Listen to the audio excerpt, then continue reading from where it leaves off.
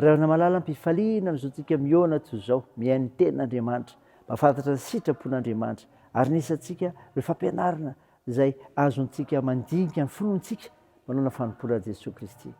Ho aminareo olom-boafidy araka amin'ny fahalalana rahateo izay an'Andriamanitra ray, amin'ny fanamasinany fanahy, amin'ny fanarahana sy famafazan-drany Jesosy Kristy, ampitomboina ho anareo neny fahasoavana sy ny fiadanana. Amen.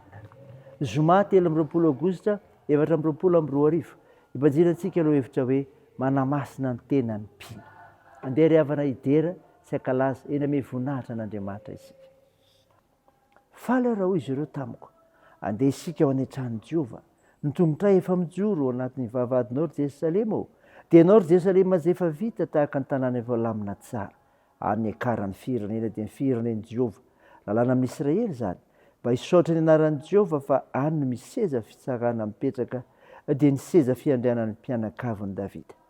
Mangatà fiadanana ho an'i Jerosalema, ambinina anie izay tianao, fiadanana eo anatin'ny mandanao, fanambinana eo an-dapanao, no ny rahalahyko sy ny namako naovako hoe fiadanana eo anatinao, no ny tranon'i Jehova Andriamanitsika dia hitady izay hatsaranao aho. Amen.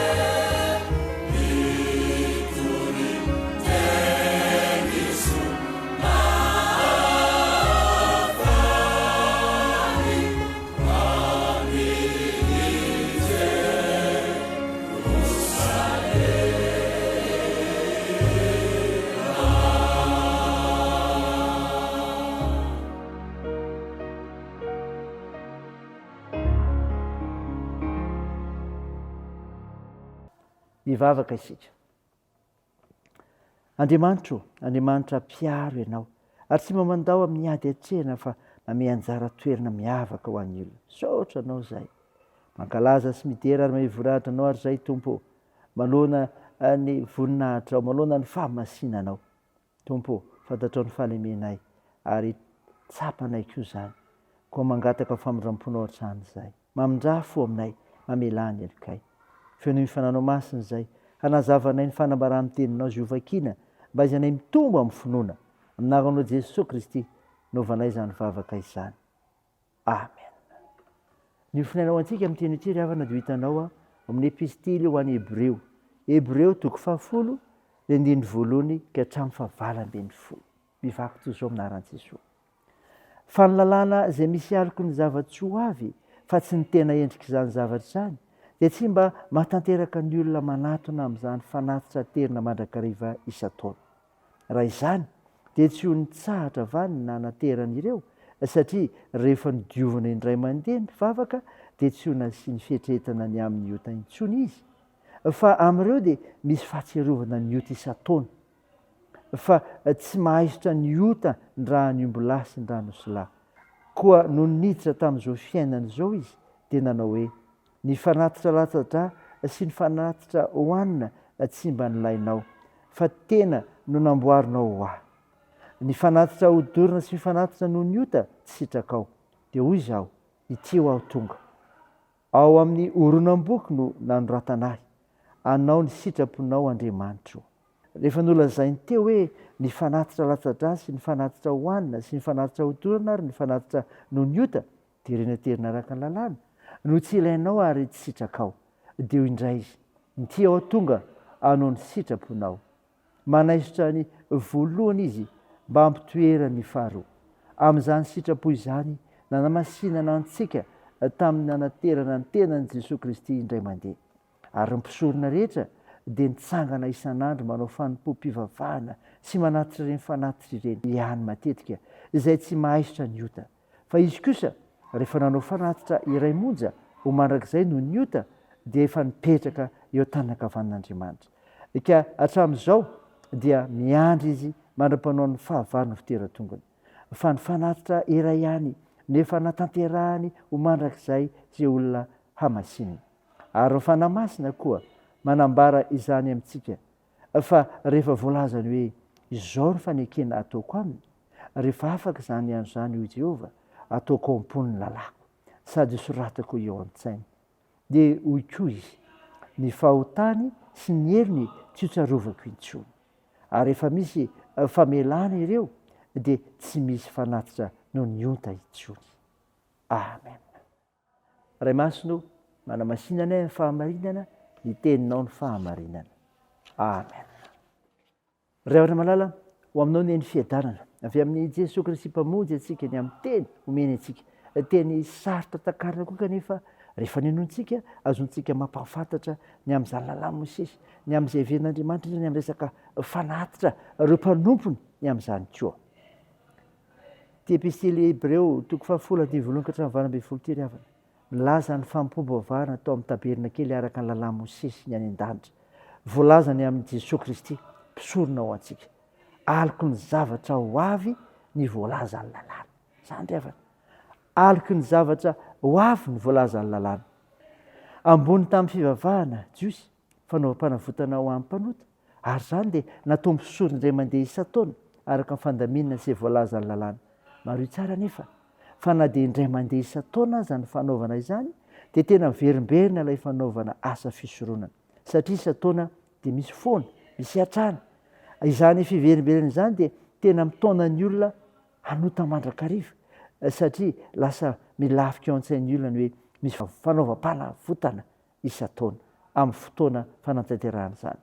Koa tsy maninona raha manota aza, ambarany nanoratra ny bokin'ny Hebreo ry havana ny amin'ny epistily Hebreo ity nefa eto hoe aloko ny zavatra ho avy ihany ny zavatra nitanterahana ho an'ny olona tamin'ny alalan'izany asa fisonana izany satria tsy azo enterina mihitsy mba afa-pahotana. Izany mahatonga ny hoe ny fanatitra latsa-drà sy ny fanatitra hohanina tsy mba nilainao, ny fanatitra dorana sy ny fanatitra noho ny ota tsy sitrakao. Jesosy Kristy ry havana no fanatitra manaisitra fahotana tanteraka. Zany Jesosy Kristy no fanatitra manaisitra fahotana tanteraka. Ny asa fisoronana ataon'i Jesosy Kristy kosa dia hatanteraka ny sitrapon'Andriamanitra. Ary tsy mila verimberina intsony izany tahaka ny teo aloha findray mandeha ihany araka ny ambarany eto hoe inty aho tonga anao ny sitraponao.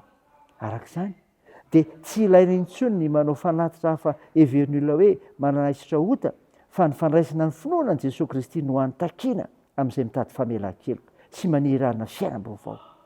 Zava-poana ny fanaovana fanatitra samihafa indray eo fiarahamonina satria tsy maisitra ota ny raha nombo-lahy sy ny raha nosolahy. Sainy izany ry havana ho voninahitra Andriamanitra. Amen. Andeha hivavaka isika. Tompo, misaotra ny mofinaina nomenao izay nilazanany amin'i Jesosy Kristy. Mpisorona ho antsika ho aliky ny zavatra ho avy ho alazany lalàna. Sy Jesosy Kristy ilay fanatitra manaisitra fahotana tanteraka. Vavaka aminao izay ny hitahinao anay tsiraray. Mahafantatra izany. Hiavaozanay isan'andro amin'ny sehatra misy anay. Ary mijoro vavy olombelonao marina sy mpanompo manontoko ny teninao. Sy ahitianao ka anasoa ny fiarahamonina misy anay. Hay misaotra n'Andriamanitra mandrakariva. Ary ahitory izany amin'ny hafa koa. Jesosy, vonjeo ny firenenay. Izitrano marary mila ny vavakay, fa mpanasitrana ianao, ko toany ny asan'ny fitsaboana. Atanjara ho azo pahoriana ka ampiononinao. Toandro mareo fizokiolona, go sahirana, vonjeo sarovo izay, amin'ny toe-java-misy ao fiarahamonina misy anay. Mitahianay amin'ny fiazakazanay, amin'ny fianarana, amin'ny asa aman-draharaha, ny amin'ny tokantrano, ny amin'ny fitaizana, ny fikasana tsara amin'i Jesosy Kristy mpamonjy anay. Izay anaovanay izany vavaka izany, ary miaraka amin'ilay vavaka nampianarina anay koa manao hoe: raha nay eo izay ny an-danitra, ho masinana eny anaranao, ho tonga anieny fanjakanao, atao anie sitraponao etsy an-tany ho tahaka ny an-danitra. Meo any an'izy ianona sahaza ao anay, ary mamela ny elikay tahaka ny namelanay izay meloka taminay, ary aza mitondra anay amin'ny fakam-panahy, fa manafanay amin'ny ratsy, fanao ny fanjakana sy ny hery, ary ny voninahitra mandrakizay. Amen. Raha tsy afonona revana ny zodrana tolotra anao aminaran'i Jesosy Kristy. Andriamanitra fifiadanana masareo samoa tanteraka. Kokarovana avokoa fanahana sy ny anareo raha ny tenanareo. Ho tanteraka tsy anatsiny amin'ny fiavian'i Jesosy Kristy tombontsika. Matoky sy amiantsanareo sady izy ihany efa izany. Amen. Teo n'Andriamanitra irery ihany eny ny voninahitra amin'ny anaran'ny Ray sy ny Zanaka ary ny Fanahy Masina. Amen.